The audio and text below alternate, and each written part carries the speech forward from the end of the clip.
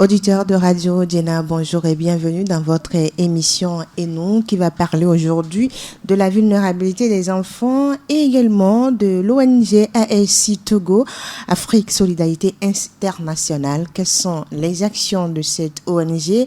Qu'est-ce que l'organisation fait en faveur des enfants vulnérables? Et quand on parle d'un enfant vulnérable, de quoi s'agit-il réellement? Voilà ce qui nous réunit encore une fois dans votre émission Et nous, dédiée à la défense des droits de l'enfant. Je suis Edwige Djiboli-Apedo, notre invitée du jour, Marthe Ndiaye, directrice exécutive de l'ONG ASI Togo. Bonjour madame. Bonjour Madame Edwige. Merci d'avoir accepté notre invitation. C'est à moi le plaisir. D'accord. Alors, quand on dit ONG ASI Togo, j'ai défini Afrique Solidarité Internationale. D'abord, globalement, l'idée de création de cette organisation est née comment? Merci Nadège. Je pense que c'est un constat personnel.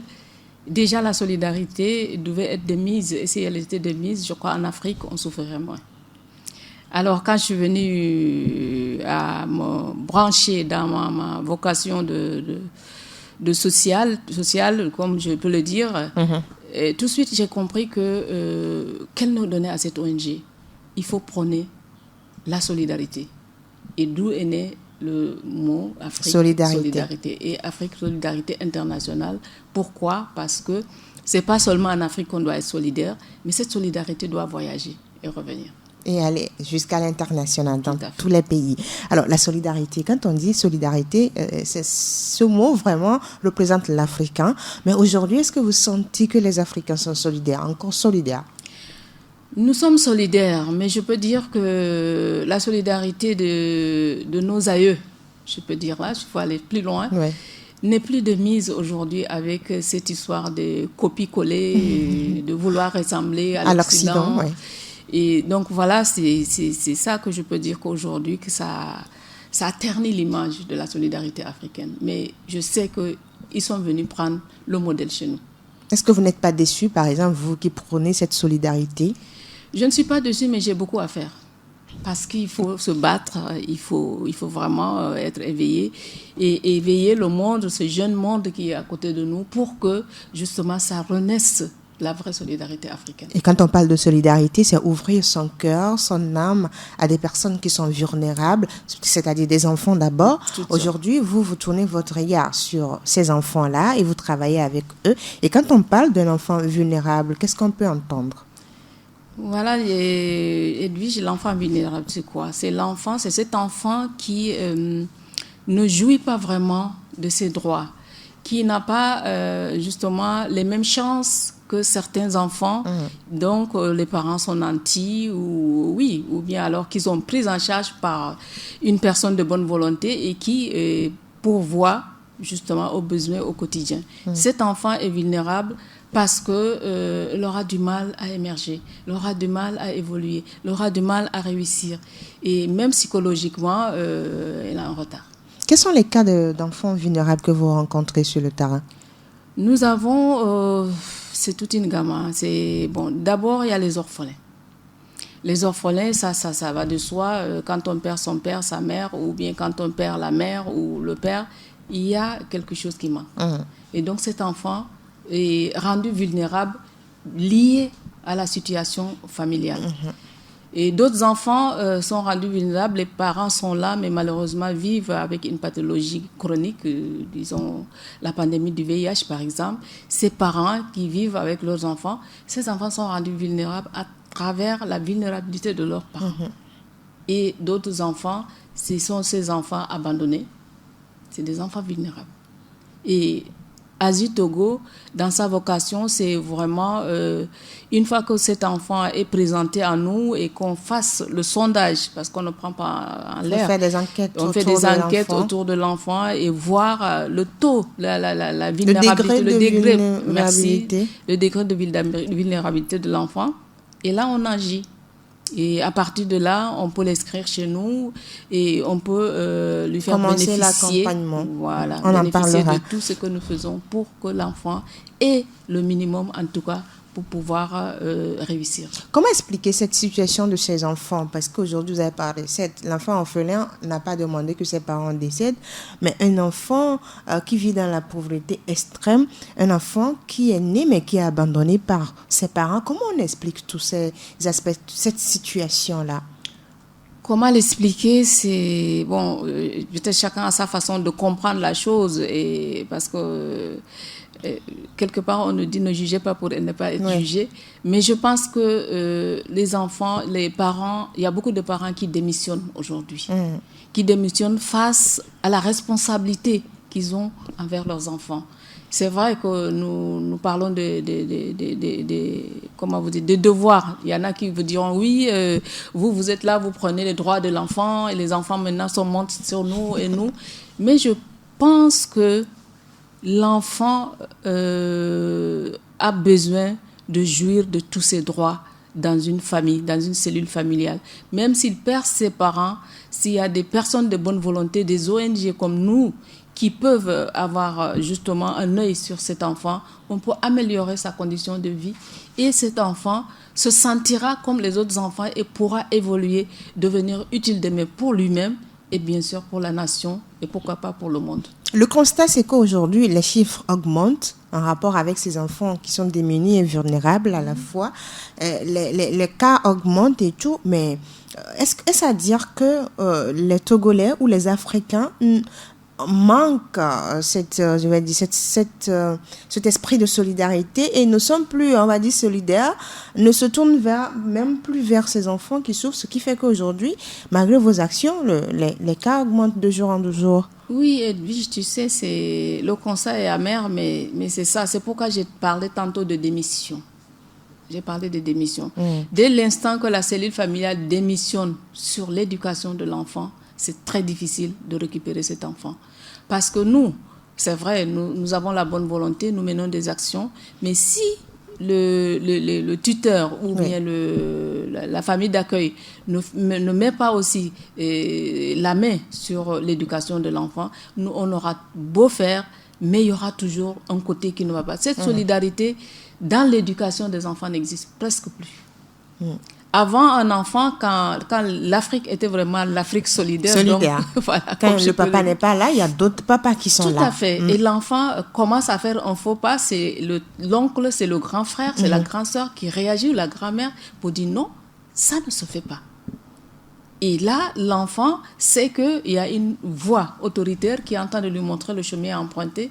Et l'enfant se retient ou alors commence à réfléchir. Et on allait même jusqu'à donner une correction à cet enfant pour que l'enfant sache que ce qu'il est en train de faire n'est pas bien.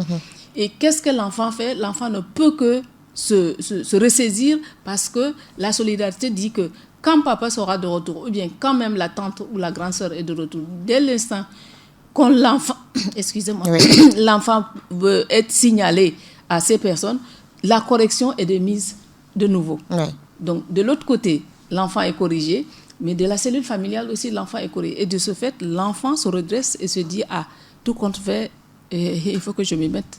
C'est une éducation complète que l'enfant reçoit. Tout à fait. Finalement. Alors, au niveau de l'ONG ASC Togo, Afrique Solidarité Internationale, vous avez des actions. On parle maintenant des enfants vulnérables. Vous gérez ou bien vous prenez en charge ces enfants-là. Quelles sont les actions que vous faites réellement sur le terrain? Nous essayons d'agir globalement. C'est pourquoi nous parlons de prise en charge globale. Globalement, qu'est-ce que c'est? Un enfant a besoin d'affection. Un enfant a besoin de vêtements, un enfant a besoin de se nourrir, d'être en bonne santé. À Togo, depuis la création, j'ai pris à moi d'encourager ce côté sanitaire, par exemple, pour compléter les actions que nous menons, et d'avoir un centre de santé médical qui est au sein de l'ONG. Pourquoi? Parce que j'ai évolué dès la création avec la prise en charge des enfants et je me suis dit, si les enfants tombent malades, d'où est né le CMS. Alors j'ai commencé à faire des démarches pour implanter le centre de santé. Quand un enfant tombe malade, on sait qu'on a de quoi faire au moins les premiers soins. Jusqu'à ce que, s'il y a une complication, on fait recours à d'autres institutions. Et la prise en charge aussi va sur la... Nous faisons des kits alimentaires que nous dispatchons à ces enfants. Et d'ailleurs, c'est le 23 pour Noël. Pour Noël. Vous êtes invités. Très bien. Donc, nous ne pouvons pas organiser une fête, Covid oblige, mais nous allons dispatcher des kits alimentaires qui permettront à ces enfants justement de se sentir en fête comme les autres. Auront à manger, auront de quoi vraiment se sentir en fête en famille et ne pas être triste, s'isoler, envier les autres et tout. Et psychologiquement, l'enfant est déjà en joie. Il y a aussi la prise en charge scolaire. Nous payons les fournitures scolaires chaque année à ces enfants. Nous faisons des visites à l'école pour voir est-ce que l'enfant suit, est-ce que l'enfant n'a pas de problème avec ses camarades, avec son professeur, enfin, c'est tout le primaire, de tout petit. Et en dehors de ça, nous faisons aussi les visites à domicile. Les visites à domicile, c'est pour voir comment est-ce que ça va, qu'est-ce qui ne va pas. Et bon, si l'enfant commence, par exemple, à avoir des comportements qui ne sont pas du tout adaptés, et tout de suite, le tuteur, on discute avec eux et là, on réunit les enfants. Avant Covid, tous les samedis après-midi, les enfants étaient conviés à une réunion d'éducation et parfois de bricolage, de l'art culinaire, apprendre comment faire par exemple un gâteau flan. En tout cas, nous faisons tout pour que cet enfant se sente vraiment complet et réussir son cursus scolaire et bien sûr devenir un acteur du développement demain. L'ONG n'a pas de centre d'accueil, c'est-à-dire vous ne gardez pas les enfants chez vous pour une prise en charge, mais il y a des enfants que vous aidez. Mais comment se fait la prise en charge et la sélection, comment cela se fait? La sélection, j'ai parlé tout à l'heure du diagnostic que nous faisons autour de l'enfant. Parce que la plupart des enfants, on nous les a amenés au centre. D'accord. Parce que ça fait quand même plus de 20 ans que Azitogo existe. Et donc, de bouche à oreille, il paraît que Azitogo s'occupe des enfants et tout. La dernière en date, c'est une qui a perdu sa mère 3 jours après sa naissance. Et ils ont venu avec le bébé tout petit. J'ai dit, mais je n'ai pas d'orphelinat, je n'ai pas de couveuse et tout ça là. Et donc, mais tout compte fait, qu'est-ce que j'ai fait? Nous nous sommes engagés à payer déjà le lait de premier âge, et pour l'enfant. Et aujourd'hui, cet enfant est au CP2. Ah, d'accord. Donc, voilà comment nous faisons. Et la prise en charge, elle est globale. On a même un psychologue de santé qui est là avec nous. Et à chaque fois, quand il y a un cas qui vraiment nécessite l'accompagnement psychologique. Et il est là pour nous aider. Donc, les enfants sont en famille avec leur famille d'accueil. D'accord. Ou alors chez le tuteur. Quand je dis tuteur, c'est quelqu'un, je te dis c'est la tante, c'est la grand-mère, mais qui est encore quand même solide, qui peut maintenir l'enfant dans la cellule familiale, mais avec... La prise en charge se fait par vous, mais l'enfant est chez le tuteur. Et en famille. Parce que la psychologie, là, j'ai eu quand même la chance de faire l'étude psychologique pour l'enfant. C'est démontrer que l'enfant dans sa cellule familiale a plus de chaleur et se développe beaucoup plus. Parce que quand l'enfant est déraciné, il perd les repères. Mais je me dis quand même, l'orphelinat, c'est bien. Par exemple, les enfants qu'on dit, bon, ça a été déposé au bord de la route et tout. Chaque enfant a besoin, a droit d'une famille. Et là, l'orphelinat devient sa famille. Mais les enfants qui ont des familles et qui ont connu leurs parents, et qu'un parent décède ou les 2 parents décèdent et on vient en tant qu'ONG, on soutient l'enfant de cette famille, l'enfant n'a pas beaucoup de chances de réussir. Alors, donc, il y a des tuteurs qui s'occupent des enfants, mais vous prenez en charge tout. Tout à fait. Tout sur l'enfant. Tout à fait. Et il y a des familles d'accueil. Est-ce que vous avez répertorié ces familles d'accueil ou comment cela se fait? Oui, il y en a qui viennent à nous, qui se proposent, mais quand même, on fait des visites pour voir est-ce que cette famille est vraiment en mesure... Digne, voilà. Digne de confiance. Parce qu'on peut maltraiter également l'enfant dans les familles d'accueil. C'est ça. Et c'est ça le rôle des visites à domicile. Parce que les enfants grandissent et le fait d'être avec eux presque toutes les semaines, si l'enfant a un souci, facilement il vient vers nous pour en parler. Et nous, on sait comment faire pour pouvoir remédier justement et le mettre à l'aise. Aujourd'hui, vous êtes à combien d'enfants? Cette année, on a enregistré 170. 170 enfants. 170 et l'année 2021. 2020-2021, on est à 97% de réussite. Ah, pour le scolaire. Ah oui, donc 97% de réussite. Et donc, c'est une satisfaction pour vous à ce niveau. C'est une satisfaction et c'est un encouragement surtout. Depuis plus de 20 ans que vous êtes sur le terrain, on peut dire que vous avez déjà eu combien d'enfants globalement? Il y en a beaucoup, mais il y en a aussi, on essaye après la licence, on essaye de trouver un chemin. La toute première par exemple, elle est en France et elle a été admise à ICAO ici. Parce que son dossier a été vraiment catholique. Un bon dossier et ils m'ont appelé, mais madame, chapeau à vous, elle ne paiera pas l'écolage. Elle a été à l'école gratuitement. Vous allez lui trouver un logement et puis son argent de poche. Et j'étais vraiment contente. Et elle a réussi, Nadège, elle a réussi aujourd'hui et elle a commencé à travailler déjà en France. En France. Et c'est une fierté pour vous. Je pense qu'elle va devenir également une tutrice pour... Mais c'est ce que je lui dis. Mais la redevabilité oblige pour tes petits frères et petites sœurs. Et donc, on a aussi 4 qui ont eu la licence cette année. Et au niveau du bac aussi, on a eu 5. Et le BPC, il y a eu 4. Ainsi de suite. Donc, voilà. Et donc, le suivi se fait jusqu'à quel âge? Jusqu'à cette année, on les suivait jusqu'à 24 ans. Jusqu'à 24 ans parce que on s'était dit en Afrique un enfant de 24 ans il est majeur, voilà, il est majeur et tout, mais quand même on s'est dit, on a discuté avec notre CA, le conseil d'administration bien sûr, parce que on est quand même, on a l'hiérarchie de décision, et qui ensemble on a vu que nous allons accompagner ces enfants jusqu'au bac.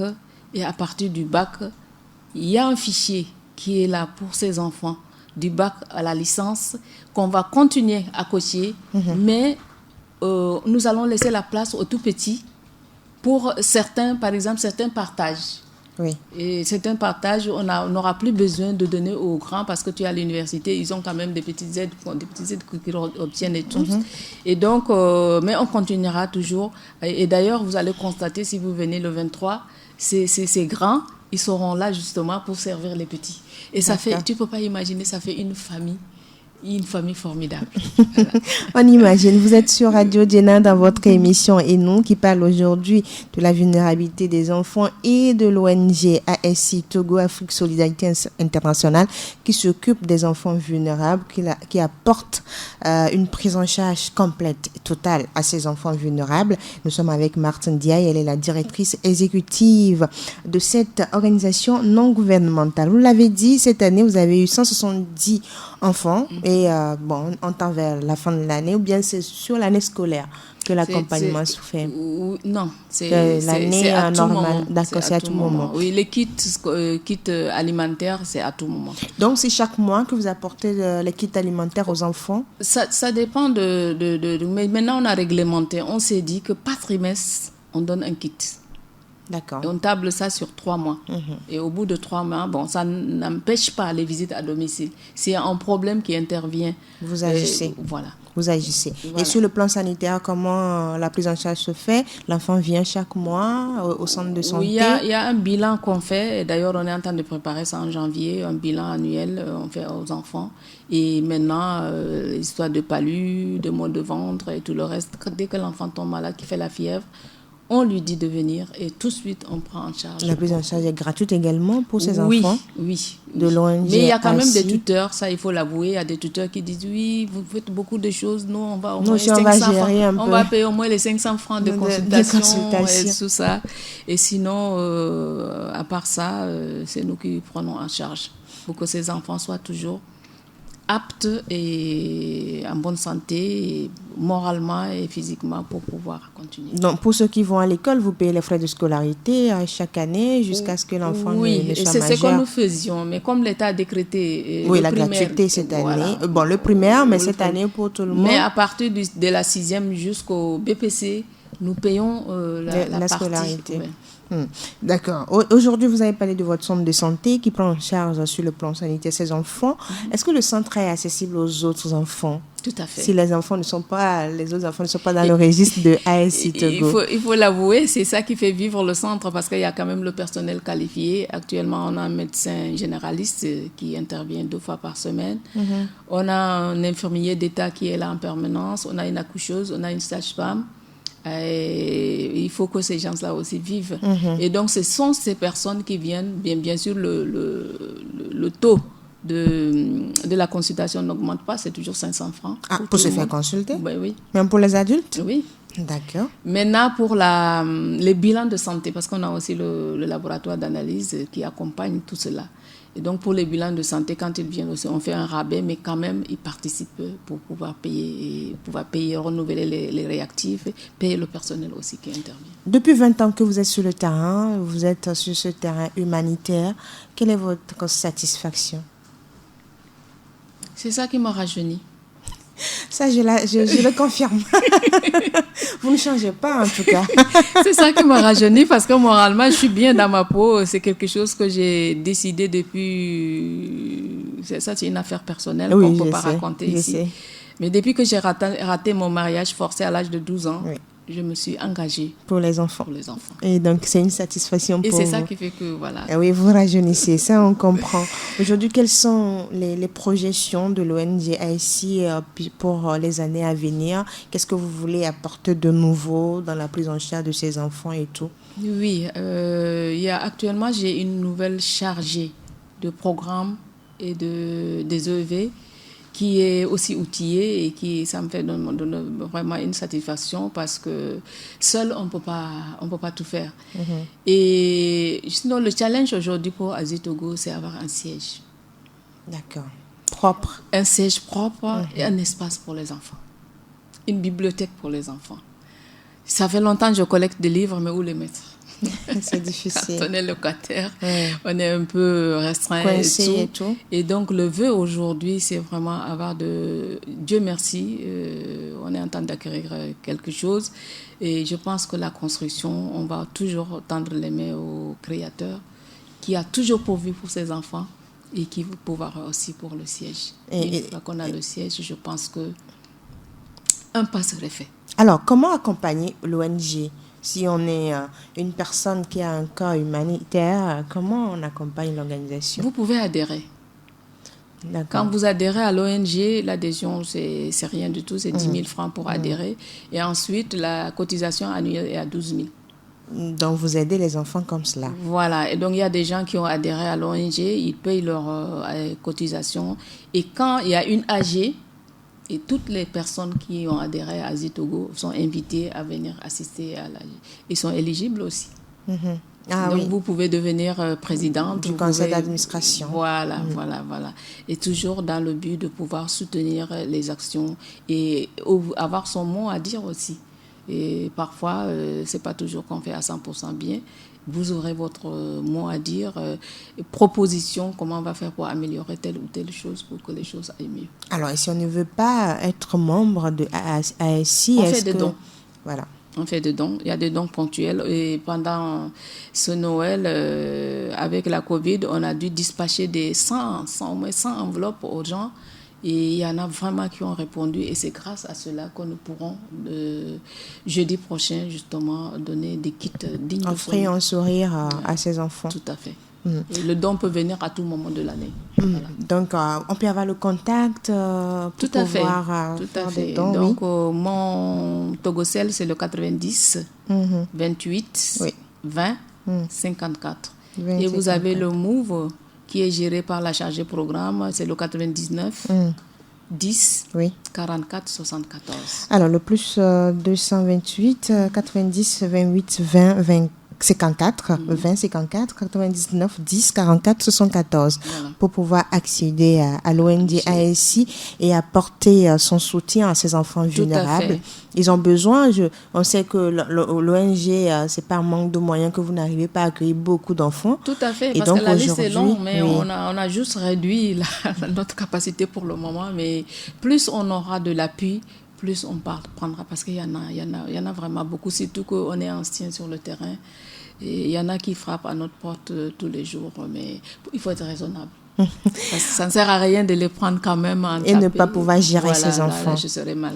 Alors, quelles sont les actions que vous pensez qu'il faut mettre en place pour un retour de la solidarité pour aider les enfants vulnérables? Je pense que la communication, comme vous le faites, Jenna, la communication plus, ça peut servir. Parce que vous êtes, je ne fais pas votre publicité en l'air, vous êtes très écoutés actuellement. Merci. Et dans le droit des enfants et dans tout ce qui est autour de l'enfant. Et je pense que prendre des personnes justement qui puissent venir discuter avec vous sur ce podium et pour attirer l'attention de tous nos parents, nos proches, les responsables des enfants, père et mère. Et un enfant négligé, c'est très mauvais. Et il y en a quand même, il y en a beaucoup. Quel est le poids donc sur un enfant qui n'a pas accès à tout ce qu'un enfant doit avoir? C'est difficile. Non, c'est pas que c'est difficile, mais c'est varié. L'enfant peut être révolté et devient alors dangereux pour la population. L'enfant peut décider à devenir voleur, par exemple. Parce que j'ai envie de faire comme les autres, pourquoi ne pas piquer le portable de quelqu'un, pourquoi ne pas voler l'ordinateur. Donc, c'est varié. L'enfant peut se replier en lui. Et là, il est malheureux, il n'a même pas d'appétit, il se bat contre tout le monde et contre le vent qui passe. Il s'en veut, pourquoi il est né dans cette famille, il se pose parce qu'on a pas mal de témoignages avec nos enfants quand ils viennent, ils parlent, ils expriment. Et ils se disent que pourquoi avoir un père, pourquoi avoir une mère, si ça doit être ainsi. Les conséquences sont énormes, et variées. Quel est le cas le plus extrême qui vous a le plus touché? Ces histoires de mariage forcé, c'est tout à fait normal que ça me touche. Parce que je me dis que vous dites Amina, il y a trop. Les choses ont changé. Et il faut que nos parents, nos proches sachent que les choses ont changé et que le temps où ça se faisait, il y avait sa valeur ajoutée. Mais aujourd'hui, non. Aujourd'hui, non. C'est quelque chose qui me touche et que c'est la première réaction, mon premier enseignement. Quand je rencontre les ados, je leur dis, tenez bon, pour ne pas pousser vos enfants à avoir le bol et vouloir vous donner à quelqu'un parce que ils sont fatigués et bon voilà, vous les coûtez cher et vous voulez toujours les choses qui arrivent nouvellement. Et donc tenez bon. Et c'est en se sacrifiant que vous allez réussir dignement et demain, vous allez être des leaders. Et je pense que le message là que je ne cesse de répéter a été entendu à Azitogo. Parce que il faut... Là, nous rendons grâce à Dieu parce qu'il faut le dire, on n'a pas eu des enfants ratés depuis qu'on a commencé. Et tous ont réussi. Ça chapeau. Bien que trouver du boulot aujourd'hui, c'est un peu difficile, que ce soit sur le plan national ou sur le plan international. Nous faisons tout pour que justement ces enfants puissent être quelque part et dire « Ah, merci quand même, Dieu a fait quelque chose pour nous. » Grâce à ASI Togo. Afrique Solidarité Internationale. Aujourd'hui, on sait que majoritairement, les enfants sont à Lomé. Est-ce que vous pensez aux enfants de l'intérieur du Togo qui ont besoin également de ASI Togo? Oui, on y pense. Mais j'ai toujours dit qu'un bébé a besoin de naître et de grandir. Vous avez déjà plus de 20 ans? Oui, on a plus de 20 ans, mais vous l'avez bien dit, le quartier de Lomé est un quartier très vaste. Très grand. Très grand. Alors, si on veut toucher vraiment les quatre coins de Lomé, il faut du temps, il faut un siège d'abord. J'y tiens. Et je pense que c'est entendu par les donateurs. On espère. Et une fois qu'on a ce siège et que Lomé est bien assis, je pense qu'on va penser à l'intérieur. Même s'il faut faire des caravanes, et d'ailleurs, on est en train d'essayer de tisser des relations sur le plan international aussi. Il faut faire des caravanes, aller toucher jusqu'au dernier kilomètre du pays pour justement que tous ces enfants, qu'il n'y ait pas des enfants en ville ou des enfants non en ville, tout le monde soit... Et je crois que Jenna même est engagée pour ça parce que le droit de l'enfant n'exclut pas les enfants à l'extérieur de Lomé. Voilà. Et donc, vous pensez à ces enfants et ça passe pas votre siège. Et aujourd'hui, l'appel qui est lancé, c'est que les donateurs vous aident à pouvoir construire ce siège. Sinon, on a quand même fait des actions. Par exemple, nous sommes allés au niveau de... Après Hihiatro, c'est Klabé. Klabé, c'est Akposo, c'est là sous les pieds des montagnes et tout. J'ai eu à faire des actions là-bas avec Asie Togomé m'a été financé par l'ambassade d'Allemagne à l'époque. Ça fait un bon moment. On a construit un dispensaire pour cette localité parce que les dames m'ont dit que vraiment ils souffrent. Tout le monde souffre. Et à l'époque, quand je suis allée pour la première fois pour visiter, pour voir, parce qu'on m'a sollicité, je dis mais comment je vais faire, j'ai pas d'argent et tout. J'ai vu que leur chef était souffrant. Et une semaine après mon retour, on m'a dit que le chef est décédé parce qu'il a fait une crise. Et en montant pour aller à Badou, pour pouvoir se faire soigner, il a succombé sur la moto.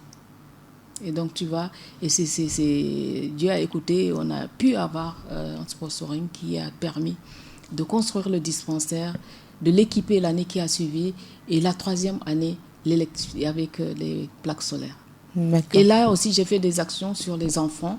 On a collecté, on a fait une rentrée scolaire pour ces enfants. C'est pour dire que nous n'oublions pas, on n'oublie pas les enfants à l'extérieur, mais il faut être costaud en matière de sous, en matière de moyens pour pouvoir ne pas donner de faux espoirs à ces enfants-là. Alors, 2022, quelles sont les actions au niveau de l'ONG ASI, au-delà de la construction du siège qui est en vue, où vous êtes en train de mobiliser des fonds, vous lancez des appels? Quelles sont les actions que vous prévoyez? Je pense que la première action, c'est pouvoir avoir un peu de solide pour ajouter le nombre des enfants qui sont en temps d'arrêt.